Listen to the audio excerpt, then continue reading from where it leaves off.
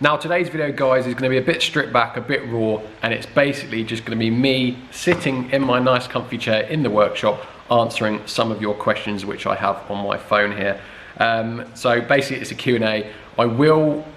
I actually haven't looked through all the questions. I've just had a look through a couple of them to start with. I'll answer as many as I can. And depending on what I get asked, I may reveal some things that are coming to the channel soon, and how things may possibly change regarding doing YouTube full-time and the transport side of things, which is my full-time job. So I'm just going to literally sit here, I'm going to read out the questions I've got, and I'm going to answer them honestly to you. It's as simple as that, and that is what today's video is going to be about, guys. So I'm going to start with the first one. Hi, my questions for the next video are, what did you start off doing, or were you always a mechanic? Now, my dad ran a truck business when I was growing up, so from the age of probably, well, as early as I can remember, up till about 15 when I left school, he was running a transport company that, I don't know if this rain's going to piss me off. He was running a transport company that basically delivered food to supermarkets, i.e. Tesco's, Waitrose, etc. Companies like that. So it was refrigerated transport on full Arctic lorries, full 44-ton lorries, and he managed a fleet of around 100 of them, I think, by the time I was 15. So when I left school at 15, I actually went into the workshop in-house, which they had in-house, as an apprentice HGV technician. And that is actually where I did my apprenticeship, and that is where I learned, I suppose, all the basics to mechanics. Now, I was there for five years, I think it was. So I did all my qualifications. I did my motor MVQ level 4, I think I got up to, which was at Barnfield College in Luton. But it was in HGV. However, 90% of the classes were mixed with the LG, the lights good vehicle, the cars as well. The only thing that really differed is we actually went a bit further and learnt about air brakes, stuff that the cars didn't have, basically. So that is where I actually started my apprenticeship. Then when I was 19, the current age at that time to be able to drive a 44-ton truck was 21. Now I was allowed to drive them around the yard, so I was an absolute master at reversing trailers in the workshop at the time. Could do it every time, first time, after a couple of years. But obviously I wasn't allowed to drive them on the road because the limit was 21. Now, when I was 19, they actually reduced the age limit to 18 to try and get younger people like myself at the time into the truck industry and driving trucks. Now, I ended up taking my full class 1 straight away at 19. I think I did a 5-day intensive course, and I passed class 2 and class 1 in a matter of months. I think I'd started it all in October, and by the end of January I had my full class 1. So not long after that, probably only about 6 months after I'd got my full class 1 to be able to take trucks for MOT tests, etc., the company actually went into liquidation. So I was my hand was forced, and I just started driving nicer cars at the time, and I just thought, you know what, I'd rather be a car mechanic. So I ended up getting a job at a car garage when I was 19, and that is when I started technically in the car motor industry. Next question. You keep mentioning the farm. Do you actually live where your workshop is, and is it a working farm or just an old farm buildings? This is my parents' farm. It isn't. It's not a working farm. I don't know. I'd just call it the farm. I don't know when if it was. I guess it must have been at some point in its past, but not since my parents have lived here. They actually run a self-storage business, so the farm, so to speak, is for the containers where people rent out for self-storage. This is one of the outbuildings that was just here at the time that they bought it. It did actually used to be an HGV, I think an HGV firm rented out this workshop many years ago, because there's loads of evidence of HGV memorabilia, so to speak. There's like old nuts and bolts in boxes, there's massive ramp holes on the floor, there's just posters posted in the room with details of old trucks, DAF trucks and stuff like that in there. So this did actually get rented out to a truck firm But now, as the workshop's not being used, this is where I started working on things myself. And not long after I started renting this workshop from my parents, I got a ramp in here, and I was doing what I'm doing now, but without filming it for, I guess, nearly 2 years before I actually started filming it. So yeah, not a working farm. However, I just reference it at the farm, and I live half a mile away. And now you can understand why my cars don't get many miles put on. Right, to the next question. Hi Dean, have you always been interested in cars, and where do you see your channel in 6 months? Yes, I've always been interested in cars because my dad was a petrol head growing up, and this may come as a surprise to you, but my dad is a BMW fanboy. Now, when I was growing up, he always had M3s, 5 Series, he had a V10 M5. I remember the day he got that. Never any Audis. So it's a bit weird how I'm a VAG, an Audi fanboy, and he is a BMW fanboy, even though completely growing up throughout my childhood, he only ever really got BMW M cars, with the odd exception, I think he got a V8 or a V12 Q7 TDI. I remember that as well, because I remember him telling me he lost about £9,000 in 6 months on it, and I don't think he ever bought another Audi again up until recently. So yeah, I've always been into cars. I guess it's down to my dad always being a petrol head as well. And he actually had, which I still remember to this day, because the car is worth probably twice what he bought it for brand new. He bought a brand new Mitsubishi Evo 6 Tommy Mackinnon edition. And I remember him collecting that on a wire edge, 2001, like it was yesterday. Blue with white wheels. And that car at the time just destroyed everything on the road. And I'll never forget him having that car. But yeah, all down to me dad. Next question. Hello Dean from Australia. I really enjoy watching your clips, and they aren't heavily produced. They're not heavily produced, not through design, it's just because I am rubbish at editing and I cannot do it. That is the reason they're not heavily produced, otherwise I would try and jazz it up as much as I could. My question is, I think you started off as an Audi tech, then moved into car transport, yet cars seem to be your passion. What made you change careers? And how far are you off making YouTube a full-time thing? Now, I was at Audi, so I started off at Volkswagen. I started off my VAG main dealer experience at Volkswagen in 2012, I believe it was. So just when the Mark 6 Golfs, I think it was just before the Mark 6 Golfs got launched. So I started off there, and I was there for about 2.5 years, and I moved to Audi for 2 reasons. One, because I preferred the brand, because they had more of a range of cars to work on. With Volkswagen, it was Golf, Passat, Polo, all day, every day. With Audi, it was a bit more A4, A3, A6, Q7. Like, there was just a lot more to the job, so I didn't find myself getting such repetitive jobs. That was one of the reasons I wanted to move. Also, I preferred the brand. They were just more of a premium brand, and one of my best mates worked there at the time as well, so I went to actually live with him, and I got transferred to Cambridge Audi, where I was there for, again, 2.5 to 3 years. What made you move into car transport? Now, the reason I left Audi is because I am quite an ambitious person. I'm driven, and I want to earn as much money as possible. It's as simple as that. And that just wasn't going to happen being a technician at Audi. We had, at the time, 3 master techs already. So Audi were reluctant to put me through for my master tech training, which is understandable because they already had 3. And I just found myself at a bit of a dead end, and even the master techs didn't earn as much, nowhere near as much as I wanted to see myself earning. So I thought, well, if that's the case, it's pointless me staying here. I'm just wasting time.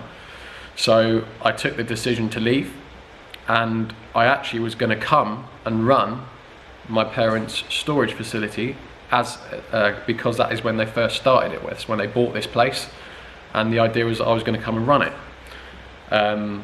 But my mum at the time got made redundant from her job, and she kind of adopted the running the storage farm. So it kind of put me, this was a couple of months after I'd resigned from Audi, and it kind of put me in limbo a little bit. So my dad still runs trucks now. He did have 4, and I started driving trucks for a little bit. It wasn't where I wanted to be. However, I worked nights on the trucks. So I was driving actually I was driving container trucks out of Felixstowe and delivering them all over the country. I worked nights for probably maybe nearly a year, and I was getting paid way more than I ever earned at Audi, nearly double. So it enabled me to save up some money, which I was putting aside, and then I started cutting down on the driving and actually started buying cars, and that is when I started renting the workshop. I got into car transport completely by accident because when I started buying cars to fix and sell, I usually bought ones that didn't drive, and I didn't have Copart. I didn't sign up to Copart or anything like that at that time. So it was just me buying them off eBay or Facebook and then going to have to collect them. And I kept having to hire a recovery truck to go pick them up, and it was costing a lot of money. So I ended up buying a new trailer. Sorry, excuse me. I ended up buying a new trailer, buying a Touareg, and the idea was the Touareg was going to be my main car, and the trailer is just going to sit there and be useful for when I need to go pick up a car, because it won't cost me anything. And it was in 2017. I remember it because I'd just bought a facelift S3 8V, so it was a 310, 2017 Audi S3 facelift, absolutely fully loaded. And it was the day I was collecting that, it wasn't long after I bought the trailer, I was walking out the show and was like, bang about. I know obviously you guys do dealer transfers, you deliver cars to customers. I've just bought a trailer. So if you ever need anything, I have loads of free time. Like, I'm cutting down on driving, so I'm in the workshop. So if you need anything, I can go out and pick a car up for you. And it just so happened at the time that the head of business was getting fed up with the people they were currently using. And we had a chat, and about a couple of months after, I got my first job, which was to go pick up a car from Brighton. And I remember it clearly. I got to Brighton half an hour before they opened. I sat there and got in, picked up my first car and delivered it, no problem. And that is how it all started, basically. Started off like as you'd expect. It was maybe 1 car a week or 1 car every other week. And as I did more and more, I had other dealerships within the same group start ringing me up, and I just got busier and busier, and that is how it started. Is there a subscriber number that you need to hit for this to become a reality, or is it more complex than that? It's not about subscribers, it's about views. Subscribers help because a subscriber will get a notification about my video going live, and they will then click on that, and depending on how many people watch the video within the first couple of hours, I think it is, that determines how YouTube push that video out to a wider audience. So although subscribers don't actually earn you money, they directly help push the overall view count up, and that is what you get paid on. Now for it to become a reality, now I am a bit different to a lot of content creators at the minute, because not many that I watch, unless they haven't said they don't have kids. I have 2 kids, I have a wife, and I am the main breadwinner, so to speak. So I have to be responsible to provide for them. And that is one of the main reasons that I cannot give up transport and will not give up transport until it is 100% safe to do so, because I have a lot of people depending on me. So no, it is not as simple as that. It's just a case of keep doing what I'm doing, and hopefully one day YouTube revenue will overtake the transport side of things, and I can maybe wind that down if it gets to that stage. But no, there is no magic number, and no, I don't know when that will be. all I can do is keep doing what I'm doing and hope for the best. Fingers crossed. Right, next question. What was your first project car? Now, I'm assuming you mean before YouTube. What was it? I can't remember. It would have been when I was at Volkswagen, because I've been doing it ever since I started at Volkswagen. So they would let you buy, back then when I started at Volkswagen, they'd let you buy 2 trade cars a year for the trade price plus an admin fee. And any car that looked like good, like low mileage, looked clean, I would buy for trade value, and then I'd just sell it on straight away for retail value. And it just got an extra couple of £100 in your pocket. But you're only allowed to buy 2 a year. Now, I don't actually remember the cars I was buying at when I was at Volkswagen. The first car I remember buying, but it wasn't a project car, it was just a flip. It was a Golf R32. And I got it as a trade-in from Cambridge Audi. And I remember buying it, and I remember selling it on eBay on a bidding, and within 7 days it went for, I think it's like £1,400 more than I paid for it. And that's probably why I remember it, because it's my first real big, oh my god, I've just made my entire month's wages in a week. But they only let you buy 1 trade car a year there, and that is obviously to stop you from doing what I did. So my first project car, and the one I bought from Copart, was actually a Sirocco. Now, I haven't told anyone this, and no one knows this, but the first 2 project cars I bought from Copart, I never worked on. I sold them on.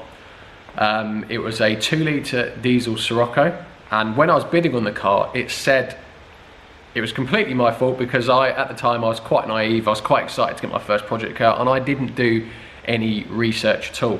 Now, I bought the car, it said 2-litre TDI Sirocco R. So I was like, oh, awesome, buy a Sirocco R. So, didn't really look much into it. Bought the car, I paid for delivery. I can't remember why, it might have been cheap. It turned up, and it wasn't an R, it was an R line. It was a 2-litre TDI. And what had happened is, on the item description, it said R, and then I didn't see, but under it to the far left, it had dashed line. And I just didn't see that. And why the rear bumper was mangled, so I couldn't tell from the pictures that it wasn't an R, because it had the R line, it had the R alloys and everything. Obviously, doing the research that I would do now, I would have instantly told, being able to find out that it wasn't an R. I was just very naive. It was the first car I bought, and I was excited to buy it, so I just overlooked everything and bought the complete wrong car. And because it was only a 2-litre TDI R line, it meant I'd paid way too much for it, and it was heavily damaged front and rear, and I ended up just selling it straight away. I put it on eBay, and a guy came and picked up a couple of weeks later, and I think I lost about 70 quid on it in the end. So I didn't do too badly. However, it was an instant lesson for me about buying cars from Copart. Even the second car I bought was a Golf GTI Mark 6. I bought that, and again, I can't remember why, but I either bought it and just lost interest in it, or I decided it wasn't worth repairing, and again, I think I sold that one. I think I might have even made a couple of £100 on that one. But yeah, the first 2 project cars I ever bought, I sold on and never repaired. It was the, what was it? The RS3. The RS3 is the car that I started my channel with, and that is the first car that I actually followed through and repaired. It is so much more motivation to repair cars on camera, because there's that pressure of everyone's going to want to see the next video, so I've got to do it. Whereas when I'm not on camera and there's no one waiting for a video, it's a lot easier just to buy it off and do other things. So yeah, that was my first project cars, and that is why filming can be a massive motivation to get the job done.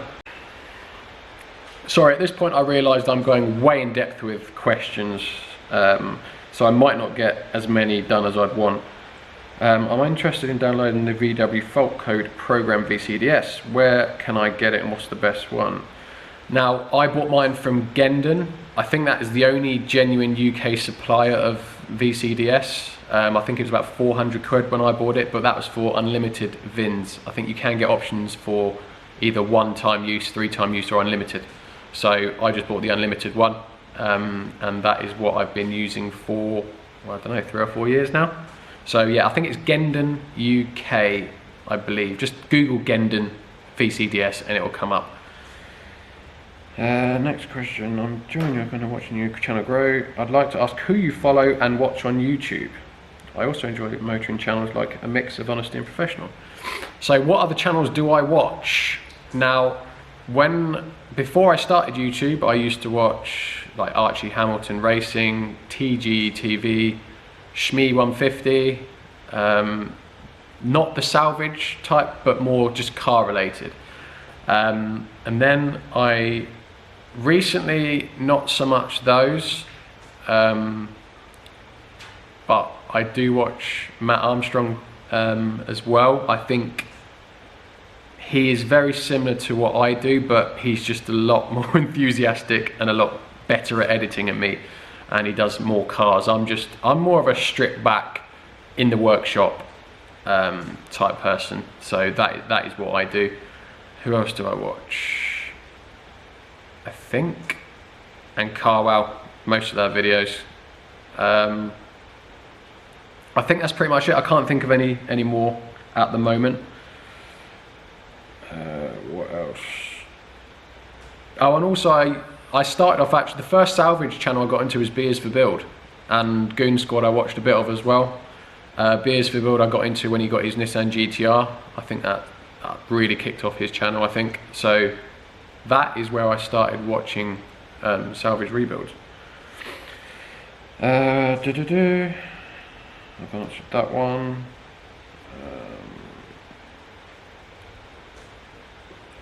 What was your career at Audi like? What era cars were you working on? What era cars were you working on?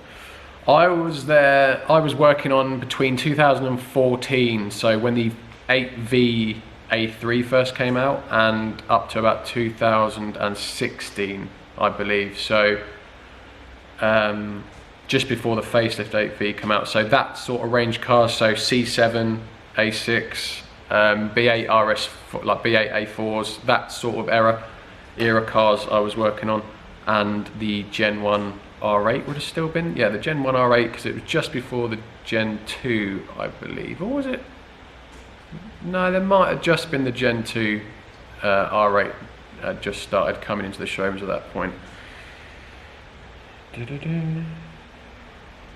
What has been the best car you have bought from Copart? What's the worst car you've bought from Copart? The worst car was definitely that Sirocco, which is why I sold it on. The best car, I'm going to say the Q5, purely because this gives me the least hassle. And all my cars are a punt, all my cars are risk taking. That is why I do them. Everything's a gamble. It's just an educated risk is what sees you through. The Q5 was an educated risk and a bit of hope as well, and it turned out to be absolutely fine. And I don't think it cost me any money to get that fully back on the road. I think all I did was service it. I'm pretty sure that's all I did. So yeah, I'm going to say for the end result, the Q5 was the best financial purchase from Copart.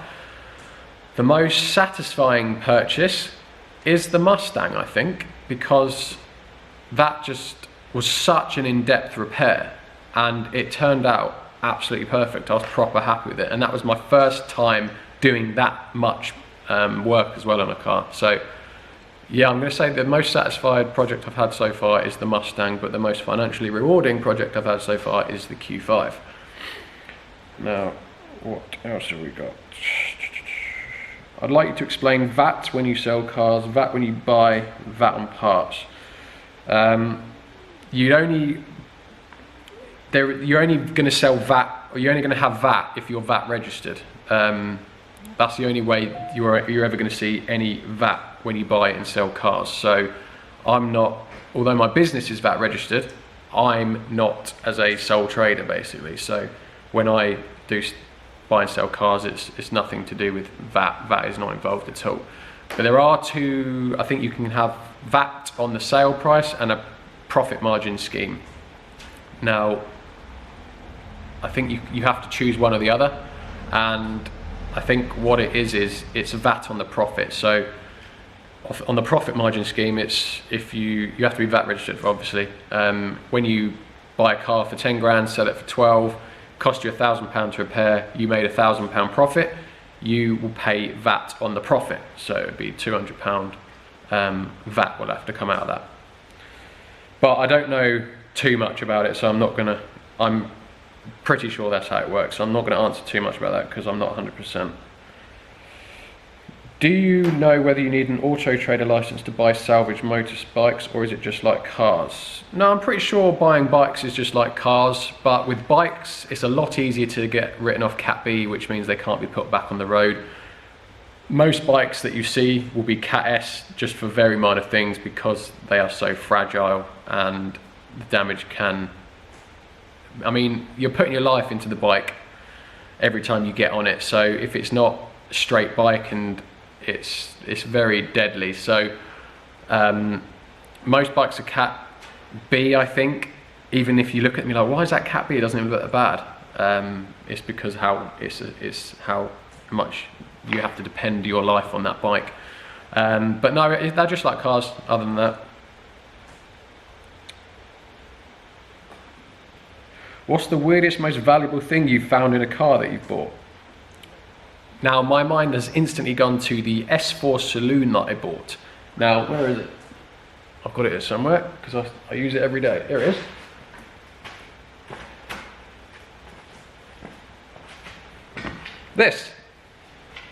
This was in the back. So my S4 that I bought, my S4 Saloon project car, was a stolen recovered car.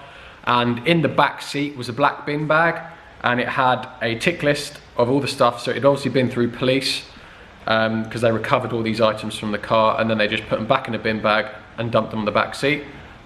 And this was one of the items. This is a couple of £100 tool, and I already have a Makita big battery gun, so the batteries are completely interchangeable. So what a win this has been. So yeah, that is definitely. Have you ever had points on your driving license? If so, what was the offence? Have you ever written a car off? 6, I think it is, and they're for speeding. It's pretty standard stuff. The first 3 points I got was when I'd only passed my test about a year, and I just wasn't paying attention going through centre of Cambridge, and I got flashed on a road doing 34 and a 30. And I've got another 3 points for speeding not long ago actually in my Transporter, but the Transporter was a bit more difficult because there are different speed limits, and again just wasn't paying attention to those speed limits. So yes, although I did a speed awareness course for that. So yeah, I've had points, not many though, to be fair. I've been driving now 14 years. I've only ever had 3 points on my license at any one time. So and now I've been clean for, well, most of those 10-11 years I think it is now. I've just done the odd speed awareness course. Have I ever written a car off? Nope, too good for that. No, never written a car off. The only collision that I've had that was my fault was in a van. So I used to actually race motocross. I raced all through my childhood from about 16 to 21.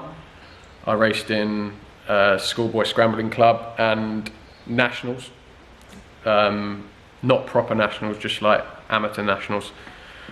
And it was on the way to a race. It was pouring down with rain on a dual carriageway, and I just didn't leave a big enough gap to the car in front of me, and they slammed their brakes on, I slammed mine on, a van loaded with 3 bikes, and I just hit his rear bumper. I did no damage to his car whatsoever, and all that happened to my van was the number plate fell off. So if you call that a collision, that is the only thing that I've done that has been my fault. And to be fair, touch wood, no one's hit me either, I think. I can't recall.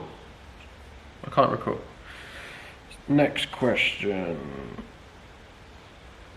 If there was one Audi you could have, what would it be? I want an R8 V10 gated manual. Now, ideally I'd want a plus because they are rare as rocking horse poop, but they're very expensive. I do want a Gen 1, probably not gonna be a plus because of how expensive and rare they already are. You're looking at 70 grand for one of those, whereas a normal 10 is just, well, I say just, they're about a good 10 to 15 grand cheaper. So I want, and I am gonna get one day, hopefully soon, and it's gonna be, if I can find one, a project car, but I do want a Gen 1 R8 V10 manual.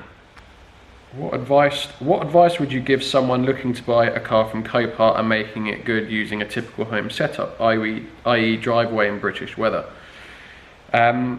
You haven't mentioned skill level.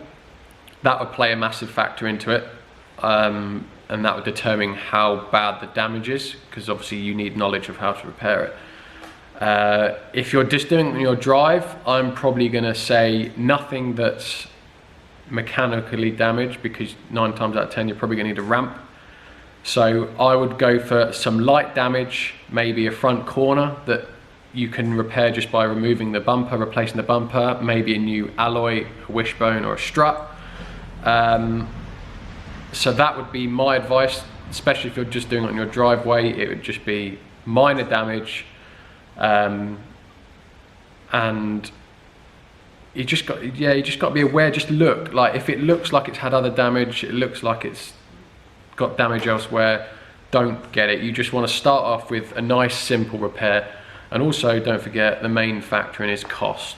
Now, when I bought the RS3, because I was starting my channel with it, I didn't care how much it cost I didn't want any profit in it. All I cared about is it wasn't going to cost me more than it's worth. So I paid too much for that RS3, and I know I paid too much for it. I was happy to pay too much for it because I didn't want any profit in it. I wanted it because I thought it'd be a good car to start the channel. Now, if you're looking for profit, then it's just got something you've got to take into consideration. You've just got to do all your research. But if you're just going to do it on your driveway, I'd say start with a light damage, something that you don't think you'll need to get under the car.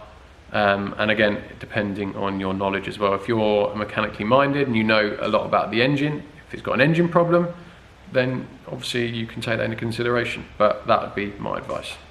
A little bit of background on yourself. I think I answered that pretty much on one of the first questions. What's my favourite shape of Golf? Personally, I love Mark 1. I don't really know. I haven't really thought about it. Obviously, when I was at Volkswagen, it was Mark 6 mainly, but I really do like Mark 5 R32. So I'm going to say that. I reckon a Mark 5 R32. What's your opinion on the rat look? Not for me. I can understand the appeal, but it's not for me. What's your opinions on a Pops and Bangs map? 5 years ago, yes. Now, not so much. That's that question in a nutshell, really. As I've got older, it was cool back then, but now it's a bit embarrassing, if I'm honest. So, not for me now. Although I don't mind like a subtle overrun, but not Pops and Bangs. What would need to happen for you to do saving salvage full time? I suppose it's worded differently. For me to do this full time, I basically have to earn more money from YouTube. It's as simple as that. Now, to give you an idea, YouTube, if I relied on ad revenue solely, to give you an idea, I wouldn't be paying any income tax. That is how little it would provide me in terms of ad revenue. And that is why sponsors are absolutely crucial to what I do. Without them, I just simply wouldn't be able to spend the time doing these videos, and being realistic, I'd have to go on the road a lot more, and therefore probably wouldn't get much videos out at all. Definitely not the 2 that I'm trying to do a week at the moment. It would be more like 1 a month if I had time. So for this to be full time, I would need to employ someone to drive the truck for me, so I could be in here full time, and therefore I'd have to make up their wages from YouTube. So basically YouTube will need to pay for the driver that I hire. That, I think, will be the threshold. And then probably a little bit just as a safeguard as well. So yeah, that's what I'd need to be able to do it full time. So I think that's it for the questions, guys. I've rabbled on for a long time. I'm probably going to compress this down a bit. So yeah, that is an insight into my history, my past, and obviously I've answered all your questions honestly and to the best of my ability. So guys, that is it for today's video. So for those of you that have made it this far in the video, thank you very much for watching. I do hope you enjoyed the little insight and history to what I did prior to YouTube and my experience in the motor trade industry. So yeah, thank you very much for watching, guys, and I shall see you in the next video, where I believe will be on the Golf GTI. I've been waiting for parts kind of the last week, during this week, and the Boxster's going off to the body shop beginning of next week as well. So as always, guys, thank you very much for watching, and I'll see you in the next one. Cheers, guys.